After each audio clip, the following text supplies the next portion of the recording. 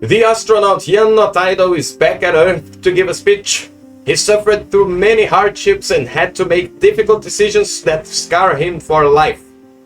Go on. Yes, it was very difficult, very traumatizing.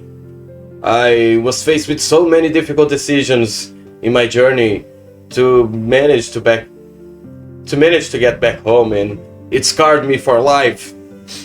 I still have the memories in my head. Really, I'm traumatized. I just can't get them off of my head. I will never be the same. Never be the same. I will never be the same. This is the best day of my life. Yeah. I don't want to get back to Earth. Never. The Authors is a sci-fi story-driven colony management sim with some exploration elements, survival, and dialogue choices. It also has great visuals and an enticing gameplay loop. You start in a desolate planet, and you have to administer your resources and crew. You can build structures on the map to help you collect resources or simply to help you traverse the map. You will also manage your base, your crew, and deal with many different challenges from the outside, from enemies and obstacles, also on the inside with ethical dilemmas and requests that your crew members will have. And obviously, as the days go by, you progress on the main story. Created by the same team that did Frostpunk, The Authors set the mood with ethical dilemmas, stunning and creative visuals, and a smooth gameplay experience. I recommend buying this game if you like colony sims, especially the sci-fi ones. If you are looking for a tight and curated single-player exploration experience, if you like story-driven games. I don't recommend buying it if you want an open-world gameplay, if you want a game that goes really deep into their mechanics, if you want a long or procedural infinite game. I also don't recommend buying if you want a cruising and non-urgent experience. So now I'll go into the technical analysis. We are going to divide the game into several different technical aspects, and I'm going to try to analyze it as fair as I can based on my own past experiences. I know that setting scores is a little bit, subjective, but I'll try my best. Now first, let's talk about the mechanics. This game has a lot of different mechanics that it drags from all around the place, and I love it. I love the mechanics this game chooses to have for this game to tell its story, but none of them goes too deep into it. Nothing I saw on The Authors was new, but every mechanic worked in favor of the whole experience of the game. The game uses from exploration, base and crew management, resources, enemies, and dialogue options to produce a pretty well-rounded experience. If you are someone looking for deep and complex game mechanics, The Authors might not be for you, but I would really recommend you check it out. So, as I said, guys, the game has a lot of different mechanics like colony management. It has some dialogue choices when talking to characters. You have to manage your crew members. There is exploration, things you can do on the outside. But if I pick any of these mechanics and try to compare to other games, I'm sure I can find other games that excel at those mechanics, but maybe finding a game that combines all of these into a story-driven element starts to get a little harder. And this is where I think The Authors shine, in the combination of all these mechanics, and not only the mechanics, but also trying to tell a story, to convey emotions, to get you attached to the characters, and also make you face some ethical dilemmas, and I think it works. The base building is pretty light and mostly focused on helping you get resources in a more efficient manner to your base and to help you fast travel through the level. Crew members will specialize in different functions, but most of them can do most of the work. Different crew members will have different requests, needs, and will react differently to your choices as the story progresses. While you do have dialogue choices with your clones, which are your crew members, most of it will boil down to 2 or 3 choices. And the dialogue thing is not really a bad thing when you consider the team is not too big. I'm gonna do a little Google search later on when I'm editing the video to check out the team size, but I really think the scope It's not that big, it's the same team that did Frostpunk, and I guess they were smart. And even though I'm saying, oh, it feels like you mostly have 2 or 3 dialogue choices most of the time, there is a lot of dialogue in the game, and we'll get into that, but I think they managed to do what they were able to do with the time, with the money, and at least we have quality over quantity. The game counts with 4 different raw materials, which is not a lot, but they will suffice for what you need in the game and for the whole gameplay. While you have very few raw resources, you can craft so many stuff, different items, equipment, things for your base, upgrades, and the things you will craft will change based on both your crew, the choices you make for technology researches, and also some story-driven choices. But in the end, I still feel the core things you need to do to beat the game does not change from player to player. So I decided to invest real good on resources gathering, the efficiency, how faster you can do it. Tell me about your strategy. Yeah, my strategies were to focus on my suit, the exploration aspect. That's smart. Yeah, upgrading the illumination range. Yeah, there you guys talking about strategies? Hey! My strategy is the best. Wow! Anomalies. Don't eat that, dude. It's my cue. Very good. What you talking about? Just go What? chasing down some anomalies and I'll go eat Dude, them. that doesn't Super sound easy, right. dude. You have to Yeah, gather the research stuff. every tech possible. I know how to cook them. I know how to fry them. I know how to make juices out of them. Not a good idea, Vitamins. It's really good. You should try it sometime. As I said, guys, you have different options to go for different technologies, but some of them feel so much better than the others. Maybe you have some players that do not engage with the anomalies, so maybe they are more of like, oh, I just want to farm resources. But some of these upgrades feel like they give you so much that I think that there is kind of a meta to follow in this game. The exploration consists of several linear paths that might have different obstacles or living enemies that have different properties. The game relies on a very few variety of enemies, and you will quickly learn how to deal with all of them. Some choke points will be blocked by some rocks or other anomalies, but many, if not all of these blockages can be dealt with, be with your tools, some technology, or craftable items. In the end, I chose to give the mechanics a 7 out of 10. I think it's a little bit above average. It's good.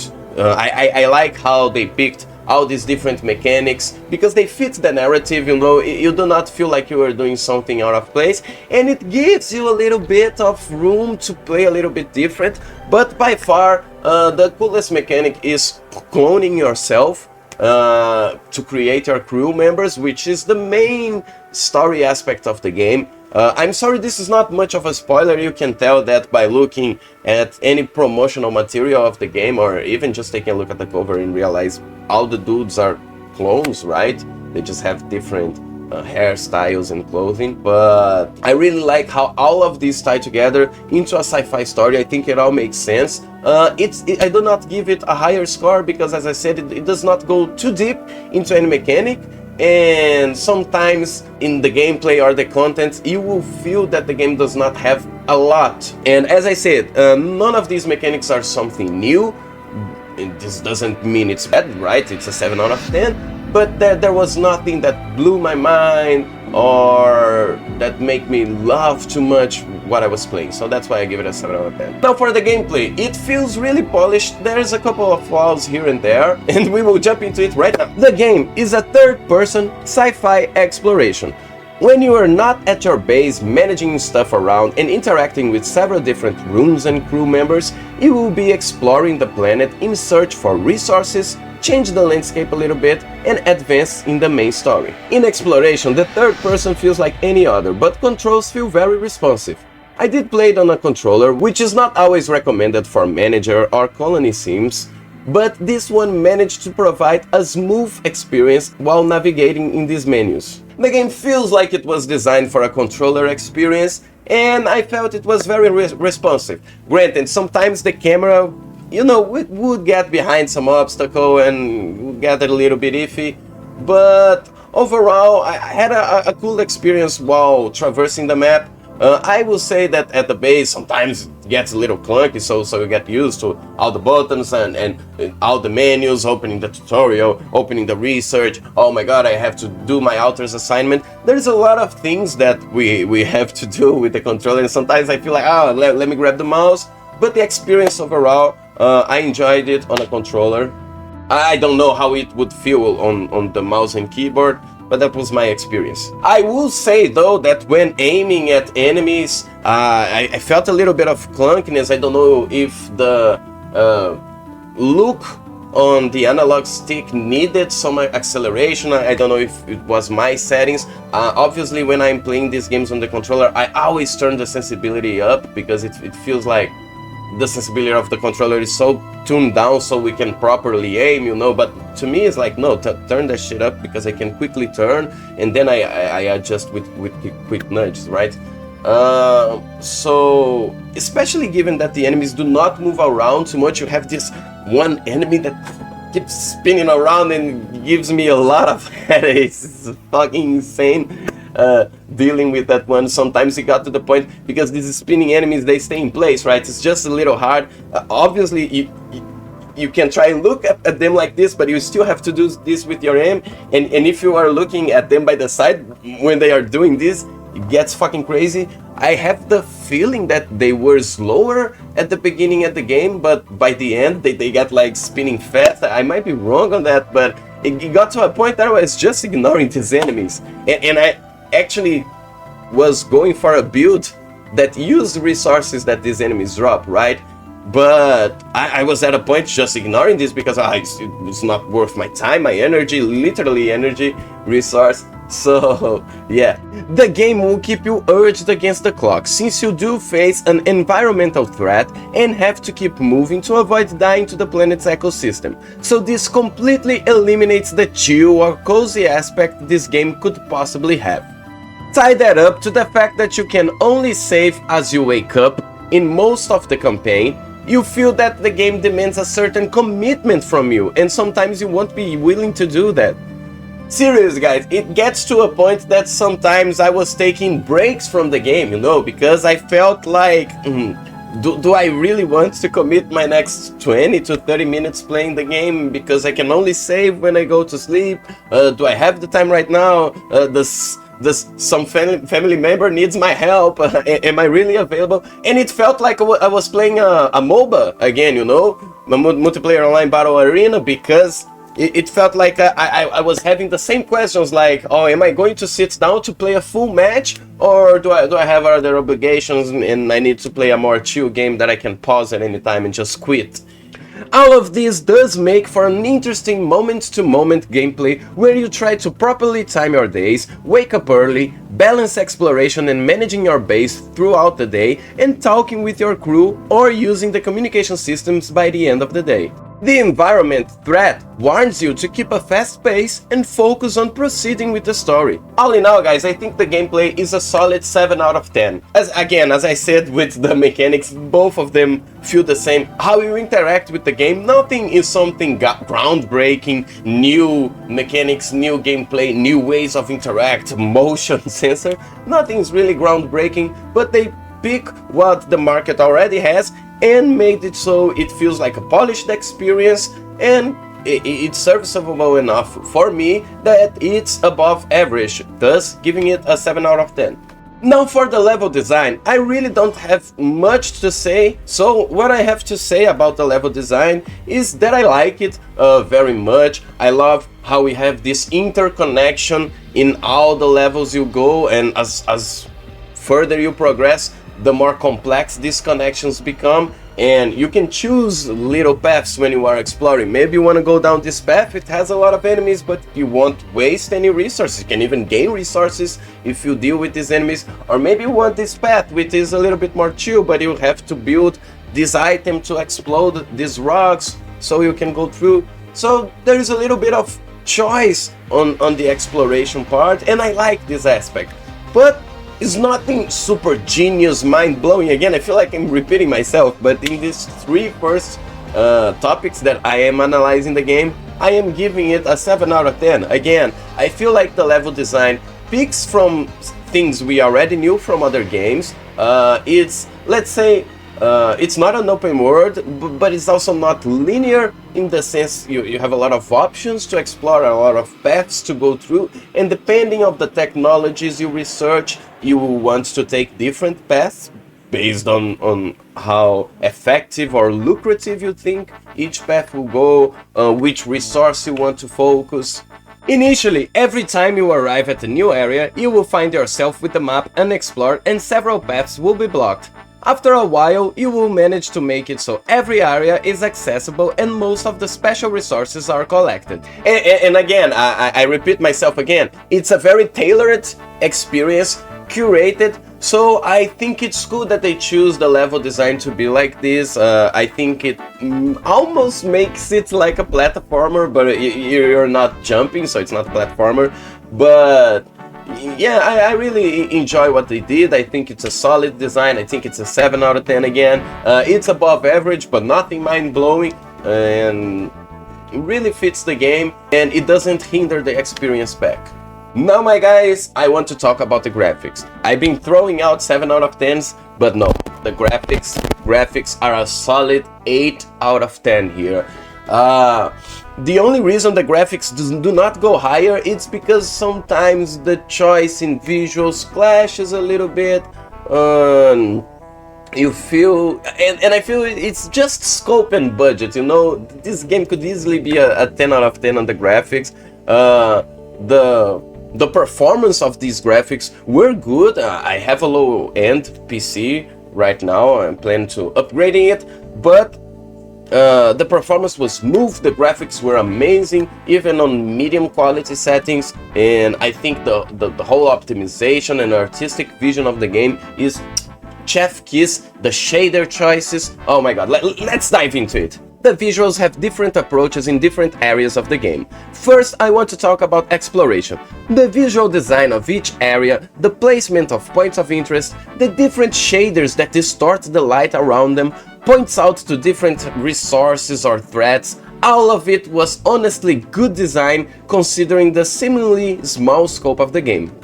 The different colors and particles used to communicate different resources does its job pretty well and help with the alien feel of this extraterrestrial planet. Again, as I said at the beginning, the enemies are a little bit bland. Alright, I get that we are on an alien planet, and I love the choice they went with the small scope they had, and I'm not saying I wanted humanoid figures to be crawling out there and shooting space rifles at me, but it felt, especially given the shaders used in the game, it felt like we could have done a little bit more variety at the enemies, a little bit more different behaviors and ways to deal with them, but I guess it was all boiled down to the scope the team had and the time they had to work in this game. All of these visual elements do not hamper the experience. You get pretty used to seeing those visual elements in the game, and you feel like they belong in that planet, and it also helps constructing the feeling that this is an alien planet. Now, the 3D models of your player, the altars you create, and the base feels pretty slick to me. I love the NASA-like aesthetic and how they managed to mix the realistic but futuristic feeling of the ship with the alien visuals and behaviors of the planet you are in. And this juxtaposition, guys, is seen all around the game, and I think it's genius. Or, well, maybe not the most mind-blowing decision of all time, but it's really well executed. You have the planet with all these alien-like shaders, behaviors, colors, and you know, these creatures that you face, and inside the ship and on your character's design, your suits, or everything else, pieces of the ship that is scattered throughout the planet, everything looks like they belong, they are more realistic, and makes a juxtaposition with the planet that we landed in. I love the visuals you get while cloning, and the dialogue moments are not bad at all. But the one thing that shifts the tone a little bit are some moments that are shown as still cutscenes. Or also the dialogue with your Earth communications, guys. It's showing right here, which is also just a static image, and you have the voice of the people. There's no animation for them or anything else. Obviously, again, it feels like it was boiled down to the scope of the game and the areas they wanted to focus on having these animations and 3D visuals. This leaves a taste in my mouth that I wanted to see more composition in this game, you know? Why these guys are not shown in 3D, obviously it can be explained by story, but you know, it felt like I wanted more, and this is why it's not a 10 out of 10. These still frames are pretty well drawn, and there is a lot of voice acting and sound effects going on. And this might even be a scope limitation, as I said, but it has a different tone from the rest of the game and does leave a taste for that scene being animated. The choice of using stills ties with your memories, moments that were not lived, but you can revisit them through the stills. It makes sense that every time you form a new memory, it is also in the form of still images, so you can understand this is another memory being created.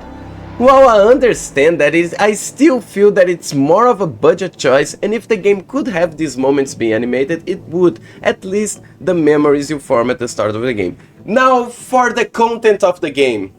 Yeah, the content for me is good, what we have is good, but in the end I feel the content is somewhat short. This is not me trying to diss at the game, I'm trying to give a fair and objective review of the game, and even though while I personally played the game throughout several months because I was playing other games, having, you know, a tight schedule in my life, so it took me a while to beat this game, but I feel like if I dedicated, like, you know, playing long play sessions and days playing the game, I could beat it fairly fast and maybe even get the alternate endings, you know. So I gotta say here that the game feels like it doesn't have a lot of content in, you know, when you take a good look of the things, but this is not to say it is a bad game. I loved everything I lived through, I think my money was very well spent, but I gotta point this out. This is not a bad thing for me, but if I am to analyze it through a technical lens, the game undeniably has a small size content if maybe compared to its AAA counterparts or even maybe some AA games out there. But the levels are tailored and the game doesn't feel like a balloon, bloated with stuff but virtually filled with nothing. It's up to you to decide if the amount of content is something that puts you off or not, and that applies to literally everything. From dialogue to animations, the depth of the complexity in the mechanics, the base building, the story and the moment-to-moment gameplay, everything feels short but very flavored and packed with experience and action. There is one comparison I would like to make from two games I started playing at the same time, which was The Alters and Fall of Avalon, right? Which is a Skyrim-like action RPG first-person game that I really loved, but Fall of Avalon feels big and there's a lot of places you can go, a lot of quests you can do, but in the end it didn't feel packed. You know, it felt a little bit empty. I plan to do a review on that game later on, but this is the difference. While The Alters do not have a lot of content, I wanted to see everything and I didn't felt like my time was being wasted traveling to one place or another or banging my head against the wall through a difficult series of, you know, spongy enemies. I forgot how to say, sponge bullet enemies, you know. So this is what I mean when I say The Alters, although it has a little bit of content, it is very packed and the content feels good, you know. It's like eating a very good food that is a little bit small, you know. You get a little bit pissed that the food is small, but it's not like it tastes bad. But there is one thing that is really good content, and I feel this game have a lot, and it's your alters or your crew members. While many other colony management simulator games, they deal with the colonists or the villagers or whatever you want to call them. They are usually randomly generated, they have their quirks, traits and personal stories can form with them, but they will usually be somewhat generic. The alters have a very tailored and distinct creation of each of your clones, and they have different personalities, different life stories that they have lived, and knowing about their life stories and knowing about their personality helps you deal with them, you know, helps you pick the right dialogue choices. So this is the part where the game shines and the content really rises up. you know, because if this wasn't a part of the game would just be bland and generic with some cool mechanics, but nothing too expensive. But the alters and the clones you create, your crew members, they are really something really interesting. I didn't expect to form such attachment with their different personalities, you know. I got pissed at the miner. I loved how the scientist was pragmatic and he helped me through my mission. I love the way he thinks, and it was very cool creating the botanist. There is a lot of surprises depending on the alters you choose to create, and it's crazy. And it's the thing that makes me want to play again, and I do not even care for the different alternate endings. Usually when I'm playing games, I get one ending and then I watch the other endings on YouTube. I'm not one that try to get those different endings unless the gameplay is different while you do it, like in a Fallout New Vegas game. Okay, and you want, well, we need a bathtub. We don't even have a bathtub. Okay, and you want what? How about a dormitory? We're also missing a dormitory. Yeah, the dormitory. Okay, this is important. And you? Yeah, we need a gym. Gym, I don't know if we can get a gym right now. What do you want? How about an inflatable doll? A what? Damn, son. Come on, yeah? I know you want what I said. Are you serious? Come on, please. God. Okay, I'll try to do everything. And I will again talk about the dialogue choices. Since there is a lot of investment in creating these different alters and the game really shines with them, there's a lot of dialogue choices and dialogue options, and even just filler dialogue you can go through with all these alters, you know. But I was left with the feeling that most of the dialogues are all binary choices, you know. It's always yes or no, it's always, you know, do this or do that, be pissed or be happy, you know.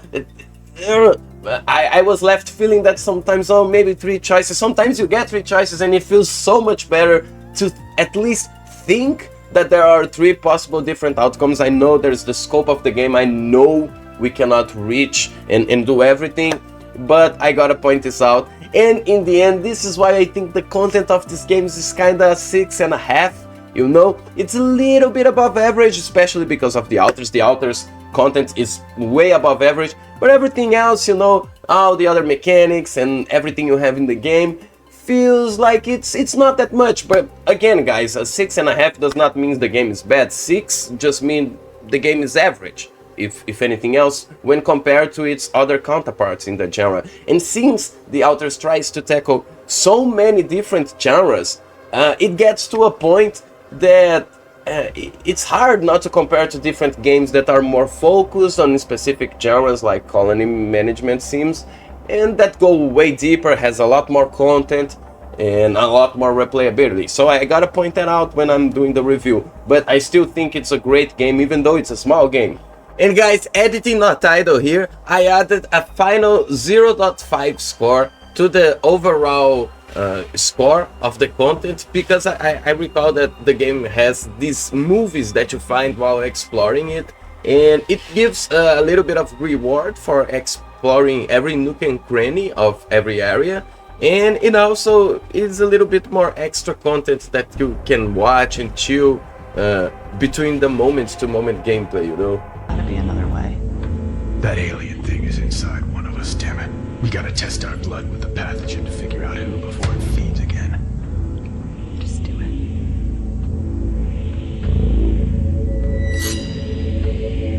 Oh.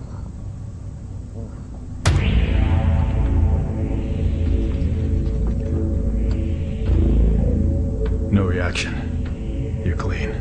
What about you, Quay? Where were you when Martinez was attacked? I was burying my wife. Oh, God. Nothing. Sherman, you're up. Yeah, I'm not sure this is a great idea. Feels a little unsanitary to me. Now for surprises and replayability. Yeah, this is a point that is really important in a game for me. Surprises means how much you literally get surprised when playing a game. Is the game just boring? Because if you can expect everything in the game and you can tell how everything will go, the game becomes boring, right? So you need surprises while you're playing the game. And also the replayability. How much of the game is so fun that I want to go and play it again. When I played Metal Gear 4 for the first time, the game was so good regardless of the story or whatever. I got to play it so many times because I just wanted to play it, not even having different dialogue choices or options. So I think it's a very important part of the game. And I think the only thing that makes the authors have a lot of replayability is, or are the authors, you know? Having different clones, different routes you can go through, seeing how each of them affect the story and how you can use them, how they will give their own insights into different ethical dilemmas you are facing, into different problems you are trying to go, and each of them will suggest a different way of approaching these problems, and it's very interesting to go through. This is the thing that makes me curious to go through again, because again, if a game just have a different ending but most of the game play the same, it gets boring to me to do it again. But if the mechanics change, right, while I'm playing and doing different things, then I get a reason to play it again. Hey young scientists, I was looking and we have a heating problem. It seems the people we brought on board that we promised a ride, we don't have enough power to make heat for everybody. What should we do? Yeah, I've been running the numbers and the best solution seems to just burn one of the clones so we can have enough heat for the trip.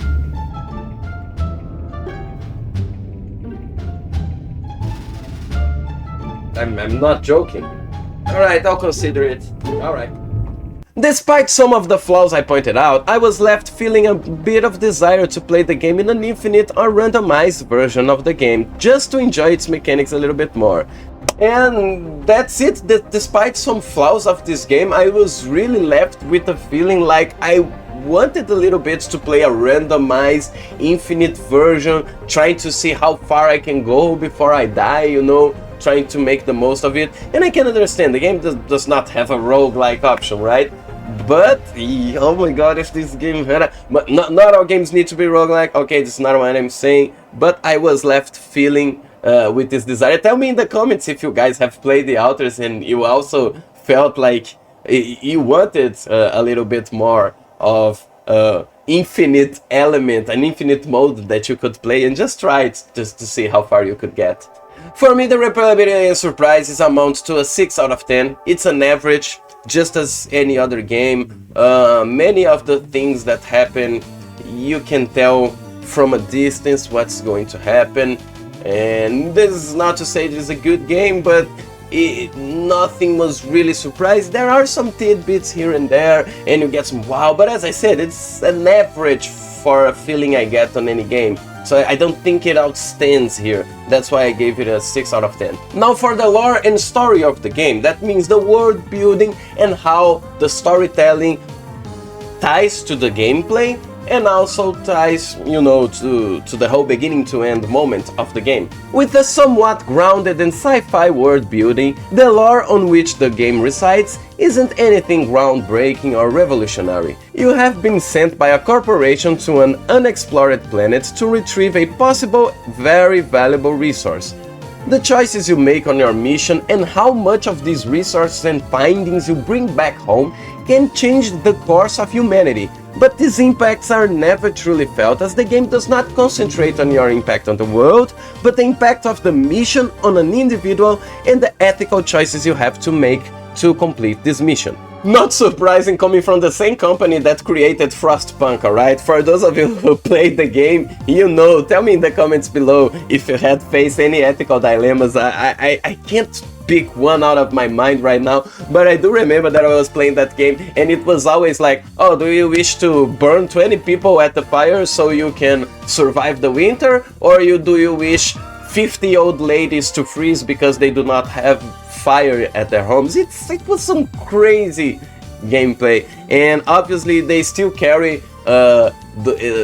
that aspect of trying to get the difficult decisions into the game, and I think it's really cool. It really helps with the gameplay. But with every design on the game, the lore is no different. While the story about the Earth is grounded and tries to be a realistic sci-fi, the lore of the world you're exploring goes beyond surrealistic, with some metaphysical stories that evolve by the end of the gameplay in a curious way. I'm not gonna spoil anything, guys, just know that I really loved the lore construction and what you will learn about the planet you're in as the game progresses. But as with everything, it didn't go too deep into anything. You don't have the time to see everything, and it was left in a feel that we could have a little bit more. With that in mind, I can see the potential to have another game set in the same universe, but I will tell you the truth, guys, part of me actually wants this game to be the only one in the franchise, so there is a mystery left on what was the story before this happened and what was the story after this happened. But only future will tell. For me, the lore and the story overall is a 6. It's a 6.8 out of 10. A very weird, right? But this is kinda halfway through between a 6.5 and a 7 out of 10. I don't really think it's a 7 out of 10 because, again, as I said, much of this story is a little bit predictable, and even the surrealistic elements, they are nothing huge that blew your mind. But I do like how they presented, how they use these elements in the planets to tell the story, and I think it almost reached that point of a 7 out of 10, but it dies a little bit before, thus I gave it a 6.8 out of 10. Now for the interface and how it interacts with you, the user. Yeah, the UI experience is so good, so good. To me, just as the graphics, this is an 8 out of 10. Straight out, 8 out of 10. Although, what keeps me from giving this a 10 out of 10? Minimalistic graphics. I know. Sci-fi elements, sci-fi game. The minimalistic HUD really fits a sci-fi game. Yeah, I know that.